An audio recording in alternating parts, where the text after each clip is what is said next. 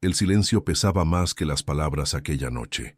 María Magdalena estaba sola en la pequeña habitación de paredes de piedra, iluminada apenas por una lámpara temblorosa.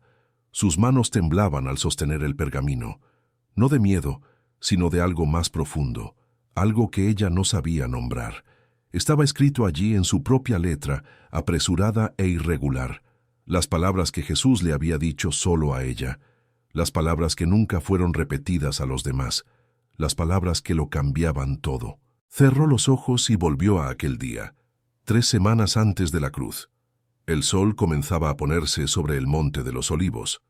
Los discípulos habían bajado a la ciudad, buscando comida y refugio. Jesús se había quedado allí, sentado bajo un olivo antiguo, mirando hacia Jerusalén. María subió despacio. Él no se volvió, pero sabía que ella estaba allí. «Siéntate, María». Ella obedeció, manteniendo una distancia respetuosa. El silencio se extendió. No era incómodo, era denso, como si algo estuviera a punto de ser revelado. «Tú enseñaste a todos cómo orar», dijo ella finalmente, «la oración que comienza con Padre Nuestro». «Sí», respondió él sin apartar la mirada de Jerusalén, «pero hay algo más, ¿verdad?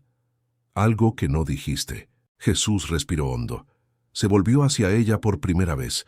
Sus ojos no eran gentiles en ese momento, eran penetrantes, casi dolorosos de sostener.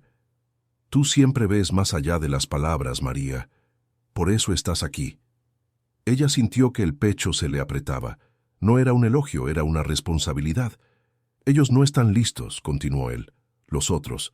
Todavía piensan que orar es pedir, es recitar, es cumplir. Todavía creen que Dios está afuera, distante, esperando palabras correctas». «¿Y no lo está?», preguntó María, aunque ya sabía la respuesta. Jesús sonrió, pero era una sonrisa triste. «Dios no espera palabras, María.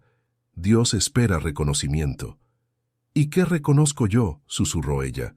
«Que tú y Dios son lo mismo, que siempre lo han sido, que la separación es ilusión, que cuando oras Padre Nuestro no estás hablando con alguien lejano, estás recordando quién eres». María sintió que algo se derrumbaba dentro de ella. No era tristeza, sino un peso antiguo que se retiraba. «Entonces la oración», comenzó ella, «¿no termina con líbranos del mal?». Jesús negó lentamente con la cabeza. «Esa es la oración para quien todavía tiene miedo, para quien todavía cree que hay algo externo que combatir, pero hay otra línea, una línea final, solo para quien está listo para dejar que el miedo muera por completo». Él se acercó, puso su mano sobre la de ella. Su voz era baja, casi un susurro. «Porque el reino, el poder y la gloria son tuyos, ahora y siempre. Tuyos, María, no de un Dios distante, tuyos, de cada uno que comprende». María sintió lágrimas correr sin control. «Pero dirán que es blasfemia». «Dirán que lo es», confirmó Jesús. «Por eso no está listo para ser dicho abiertamente. Por eso te lo estoy diciendo solo a ti». «¿Por qué?», preguntó ella con la voz quebrada. «¿Por qué yo? Porque tú no necesitas autoridad para creer, porque no buscas poder sobre los demás, porque entiendes que la verdad no se impone, se vive, y porque cuando ya no esté aquí, alguien necesita guardar esto. No para esconderlo, sino para preservarlo hasta que el mundo esté listo». María apretó con fuerza la mano de él. «¿Y si el mundo nunca está listo? Entonces habrás guardado un tesoro que vale más que todos los imperios». Ella lo miró, al hombre que amaba de una forma que nadie comprendía, ni siquiera ella misma por completo. «Lo borrarán», dijo ella. «Borrarán mucho más que eso», respondió él. «Transformarán el amor en dogma, transformarán la libertad en reglas, transformarán mi voz en instrumento de control. Pero algunas cosas no pueden borrarse por completo, María. Algunas cosas permanecen vivas en quien las comprende». Los días siguientes fueron caos, la prisión, el juicio, la cruz.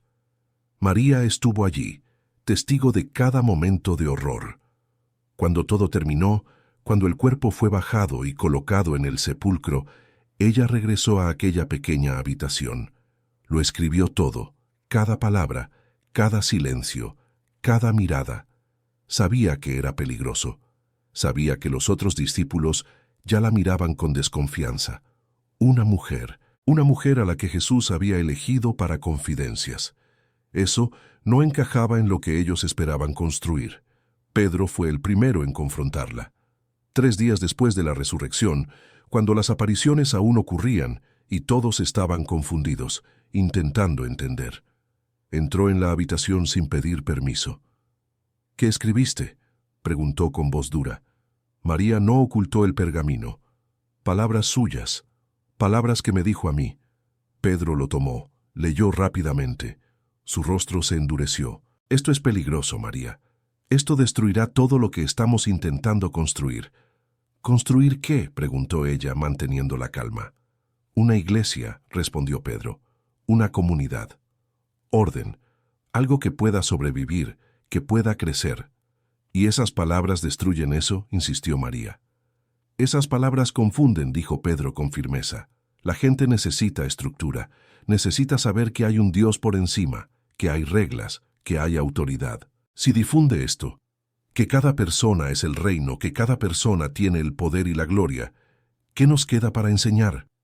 ¿Qué nos queda para mantener unidos?». «La verdad», dijo María simplemente. Pedro negó con la cabeza. «Verdad sin orden es caos. Eres mujer, María. No entiendes cómo piensan los hombres, cómo funcionan las multitudes. Necesitan jerarquía. Necesitan creer que algunos están más cerca de Dios que otros. Si no, ¿por qué nos seguirían?». María sintió algo frío en el estómago. «¿Entonces se trata de ser seguidos?». Pedro se acercó. «Se trata de mantener viva su mensaje, de la forma en que puede sobrevivir en este mundo. Y este mundo no está listo para lo que escribiste». Extendió la mano. «Dámelo, lo guardaré. Cuando sea el momento adecuado, será revelado». María miró el pergamino, luego a Pedro. Sabía que mentía, sabía que aquello sería destruido, pero también sabía que resistir en ese momento sería inútil. Lentamente se lo entregó. Pedro salió sin decir más. María se quedó sentada sola, sintiendo el peso de lo que acababa de ocurrir. Aquella noche, de memoria, lo reescribió todo, cada palabra.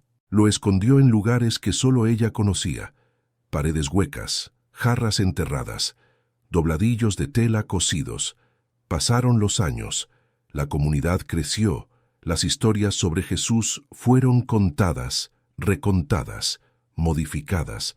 María observaba en silencio, escuchaba las oraciones siendo enseñadas. «Padre nuestro que estás en los cielos, santificado sea tu nombre. Venga tu reino, hágase tu voluntad». Todo correcto, todo seguro, todo manteniendo a Dios a la distancia adecuada. Y luego, el final: «Líbranos del mal, amén». Nada sobre el reino siendo nuestro, nada sobre el poder siendo nuestro, nada sobre reconocer la divinidad interior. Intentó hablar una vez, en una reunión pequeña, solo de mujeres. «Hay algo más», dijo, «algo que él me enseñó sobre la oración». Las otras mujeres miraron con curiosidad, pero antes de que pudiera continuar, uno de los líderes entró. «María, necesitamos hablar». Afuera fue directo. «Estás causando confusión. Estás sembrando dudas». «Estoy compartiendo lo que aprendí», respondió ella. «Estás amenazando la unidad», dijo él con firmeza. «Ya hablamos de esto. Tu versión de las cosas no ayuda». «¿Tu versión?». María sintió rabia por primera vez en meses. «No es mi versión.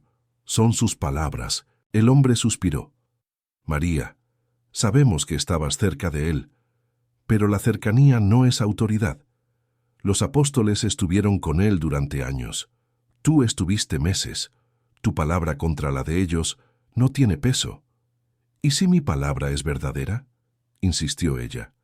«Entonces será preservada por Dios», respondió él. «Pero por nosotros, por esta comunidad, necesita ser silenciada.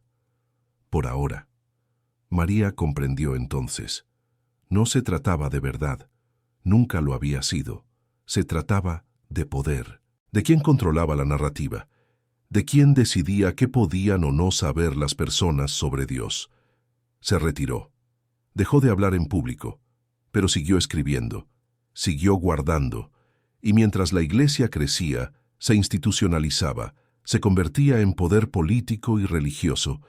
Los pergaminos de María permanecieron escondidos, enterrados en desiertos, sellados en jarras de arcilla, cosidos en mantos que fueron pasados de madre a hija por generaciones que ni siquiera sabían qué guardaban. Pasaron siglos. La oración fue formalizada, canonizada, hecha oficial. Quien osara alterarla era hereje. Quien sugiriera que había más era peligroso. La línea final, la que Jesús había confiado a María, desapareció por completo de los textos oficiales, pero no desapareció totalmente. En monasterios aislados, en textos apócrifos, en susurros de místicos que eran rápidamente silenciados, la frase persistía como un fantasma. Porque el reino, el poder y la gloria son tuyos. No nuestros colectivamente, no de la Iglesia, tuyos, de cada individuo que despierta a la verdad. La Iglesia percibió el peligro, documentos fueron quemados, textos alternativos fueron destruidos. María Magdalena fue sistemáticamente disminuida, transformada de discípula amada en prostituta redimida.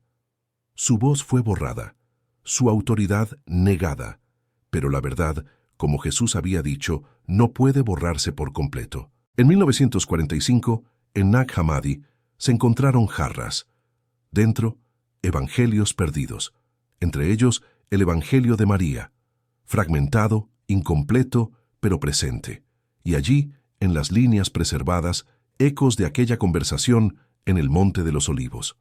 Pedro cuestionando a María, María defendiendo lo que había aprendido directamente de Jesús, y la sugerencia, velada pero presente, de que había enseñanzas dadas a ella que no fueron dadas a los demás. La Iglesia moderna examinó los textos, los declaró apócrifos, no confiables, tardíos, pero los estudiosos notaron algo: la hostilidad de Pedro contra María en los textos, la insistencia de ella en haber recibido revelaciones especiales. El patrón se repetía en varios documentos suprimidos, y siempre la cuestión central era la misma. María afirmaba que Jesús había enseñado sobre la divinidad interior, sobre el reino dentro de cada uno, sobre el poder personal de conexión con Dios. Y eso amenazaba toda la estructura de autoridad que la Iglesia había construido. Hoy, la oración termina donde siempre terminó oficialmente: líbranos del mal. Algunas versiones añaden: porque tuyo es el reino, el poder y la gloria. Tuyo, de un Dios distante, nunca tuyo, nunca nuestro individualmente. Porque permitir eso sería admitir que cada persona tiene acceso directo al divino, que ningún intermediario es necesario, que ninguna institución puede colocarse entre el individuo y Dios. Y eso, más que cualquier herejía, es lo que la Iglesia siempre ha temido. María Magdalena lo sabía. En aquella última noche, antes de morir vieja y olvidada en tierra extranjera, sostuvo un último pergamino. Escribió una última vez: para quien encuentre esto, sepa. La oración no termina con miedo, termina con reconocimiento. Reconocimiento de que ya eres lo que buscas, que el reino ya está en ti, que el poder ya es tuyo, que la gloria siempre fue tuya. Jesús me dijo esto, y por eso intentaron borrarme.